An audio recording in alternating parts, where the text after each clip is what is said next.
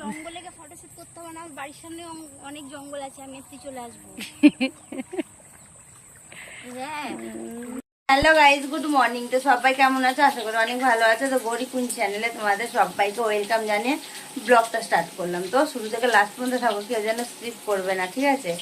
তো সকাল সকাল দেখো আমি রান্না বসিয়ে দিয়েছি, আর আজকে তো আমার মেয়ের পরীক্ষা আছে, তো তার জন্য করে। আর এখনো তোমাদের চলো কি রান্না করি দেখায়, তারপরে আর কিছু দেখাচ্ছি।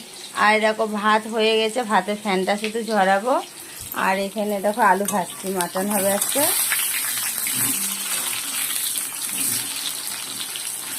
চলো আলুটা ভাজা হোক। আর এরকম মাটন ওখানে সব কিছু দিয়ে ম্যারিনেট করতে বসে দিয়েছি আর কি। আর এখন মাংসটা ম্যারিনেট হয়ে গেছে অনেকক্ষণ ধরে, আধ ঘন্টার উপর হয়ে গেছে।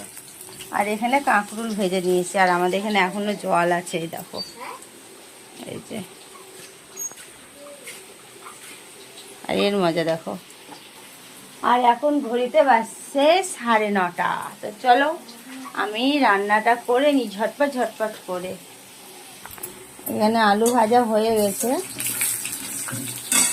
মাংসটা কষতে দিয়ে দিই।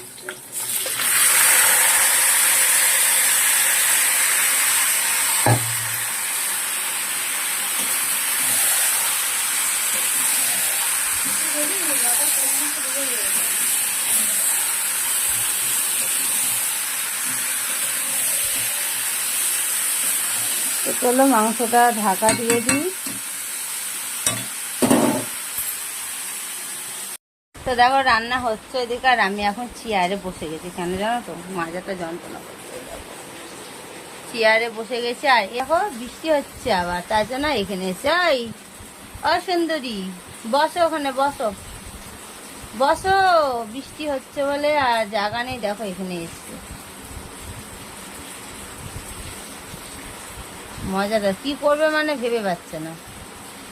আর এই যে বৃষ্টি হচ্ছে দেখো, বৃষ্টির মানে কমতি নেই। এই জল জমে আছে, আবার সেই জল জমে যাচ্ছে। রাস্তাঘাটটা শুকাবে কি, আরো বৃষ্টিতে জল হয়েই যাচ্ছে, রাস্তা জমে যাচ্ছে।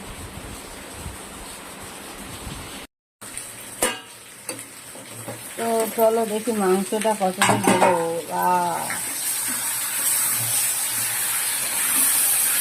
তো গাইস দেখো রান্না কমপ্লিট হয়ে গেছে, আর এটা হলো ক্রিসের জন্য খাবার রেডি করে দিয়েছি কৌটোয় করে। দেখো ভাত, এখানে কাঁকরোল ভাজা, এখানে হলো মাটন।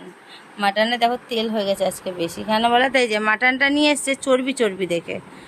আর ও এখন দোকানে যাবে বলে।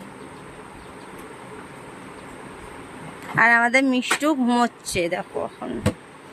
আমার আলমারির ডিজাইনটা কিন্তু খুব সুন্দর। আবার চেয়ারে বসছো কেন? ও তরকারিগুলো, তো চলো তরকারিগুলো আমি আবার এই যে ক্যারি প্যাকেটে দিয়ে প্যাক করে, আর এই যে ব্যাগের মধ্যে এখন আমি পার্সেল করে দিই।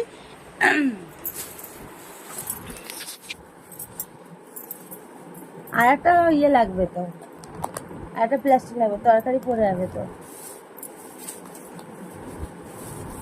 দেখি দাঁড়াও আগে এটা হচ্ছে নাকি দেখি। কাঁকরোলটা তো এমনি দিলেই হবে, করবে না লাগবে না। কোটোটা একদম পুচকি পাড়া কোটোটাকে দিয়েছে।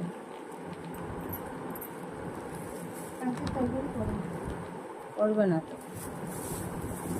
দিয়ার একটা কায়দা জানতে হয়, বুঝলে?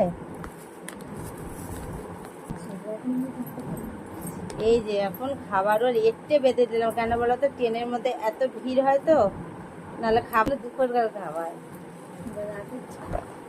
আর রাতের টিফিন বাড়িতে এসে কোনো ভাত নষ্ট, জলের বোতল দাও। আর এই যে 1 জার জল, এই যে হ্যাঁ এটা জার, এটা বোতল বলে না বন্ধুরা, এটা ছোটখাটো জার বলে না বলো। আমার এই বোতলে জল খেতে একদম ভালো লাগে না, অসহ্য লাগে। কেমন মুখে ঢালতে গেলে হঠাৎ করে পড়ে যায়।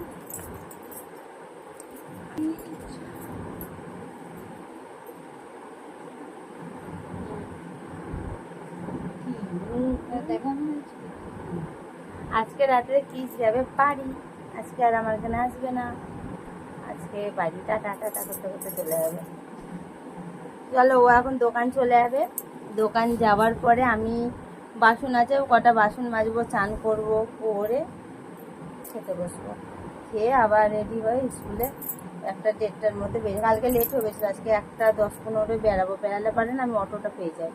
কালকে আমরা 1:30টার সময় বেরিয়েছি, এবার অটোতেও লোক নাই। এবার আমি ভাবছি যে বসতে পারে, তো অটো যদি লোক না আসে তখন তো অটো ছাড়বে না, তখন তো আমাকে আবার 50 টাকা দিয়ে যেতে হবে, সব গোটাটা বুক করে নিই। তার জন্য আমি তাতে করে ট্রেনে চলে গেলাম। ট্রেনে এত ভিড়, উঠা যায় না, তুমি তো দেখেছো ট্রেনে প্রচুর ভিড় হয়, প্রচুর, বুঝলে বন্ধুরা। তো চলো ও দোকান চলে যাক আর আমি সব কাজগুলো কমপ্লিট করি, দিয়ে খাওয়ার সময়টা আবার তোমাদের সাথে দেখা হয়।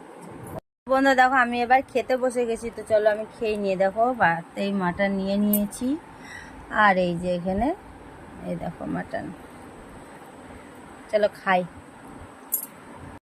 তো গাইস দেখো যাওয়ার সময় তো অটো করে গেছিলাম, অটো রিজার্ভ করে নিয়ে যেতে হয়েছিল, তাছাড়া কিছু করার ছিল না। আসার সময় ট্রেনে এসেছি, কারণ আসার সময় ট্রেনটা ফাঁকা থাকে। আর এটা হলো আসার সময়, যাওয়ার সময় শ্যুটটা করিনি, এটা বাড়ি ফিরবার সময় বিকালবেলা ওই 4টে বাজছে এখন আর কি, পরীক্ষা হয়ে গেছে। তো চলো বাড়ি যাই, এবার বাড়ি গিয়ে আবার তোমাদের সাথে কথা হচ্ছে। আর চুলের অবস্থা দেখেছো, কেন বলো তো, বৃষ্টিতে ভিজে গেছিলাম, তারপর ট্রেনে ভিড়ের মধ্যে চুলগুলো ধরো এদিক ওদিক সেদিক হয়ে যায়, তার জন্য এরকম চুলের অবস্থা। এটা হলো আমাদের নরেন্দ্রপুর স্টেশন। আর এই যে আমাদের মিষ্টুর মজা দেখো বন্ধুরা, জামাতে জলটা, প্যান্টটা দেখেছিস কি করলি, প্যান্টটাকে ধুয়ে দিবি। আমাদের কত কষ্ট করে দেখো স্কুলে যেতে হয়, তাহলে রাস্তার কি অবস্থা, আর আমার এই যে অবস্থা। এই যে মিষ্টু যাচ্ছে, কতটা জল জমেছে দেখো, দেখো এই ওইটাতে হাঁটতে ভয় লাগে না, শক্ত বক্ত আছে বলো। তোমার অভ্যাস। স্কুল থেকে বাড়ি চলে এসেছি, বাড়িতে এসে আর দেখো কৃষ্ণাতে দেখছি কত পিঁপড়ে, দেখো এই পিঁপড়ে যে কোথা থেকে এলো এত বুঝতে পারছি না। দেখো এই যে কোণে কিছু একটা হয়েছে, দেখতে হবে কোথা থেকে আসছে পিঁপড়েগুলো। আর আমি এখন দেখো পেয়ারা মাখিয়ে নিয়েছি, কাঁচা লঙ্কা ডলে আর লেবু দিয়েছি, দিয়ে পেয়ারা মাখিয়ে নিয়েছি। আর দেখো পেয়ারা সেন্টে দৌড়াচ্ছে, বাথরুমে গেছিলো, ওখান থেকে কি সেন্ট পেয়ে গেছিস? এমনি শুধু ওখানে একটা কিছু হয়েছে জানিস, এখান থেকে পিঁপড়ে হচ্ছে। না না, ওইখানে পিঁপড়ে, ওখান থেকে প্রচুর পিঁপড়ে না করতে হবে, কি করলে পিঁপড়ে বন্ধ হবে? এইটা মেরে দিলাম। জানলে আমাকে একটু কমেন্ট করে জানিয়ে তো, কি করে পিঁপড়ে বন্ধ করা যেতে পারে। মনে আছে জঙ্গলে গিয়ে ফটোশুট করতে হবে না, বাড়ির সামনে অনেক জঙ্গল আছে, আমি এতে চলে আসবো। হ্যাঁ, তারপর সাপের কামড় 5-6টা খেয়ে যাবি, সেটা নয়, তারপর হসপিটাল। তো দেখো দুটো ছায়া দেখা যাচ্ছে জলের মধ্যে, আমরা আবার সমুদ্রের মধ্যে ঘুরতে বেরিয়ে গেছি রাত্রিবেলাতে, আমরা সমুদ্র ঘুরেই যাচ্ছি।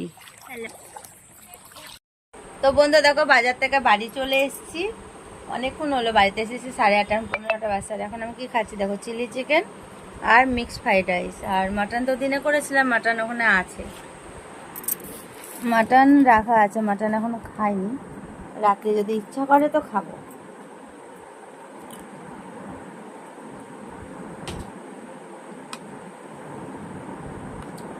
এটা হলো রাত্রের খাবার। তো চলো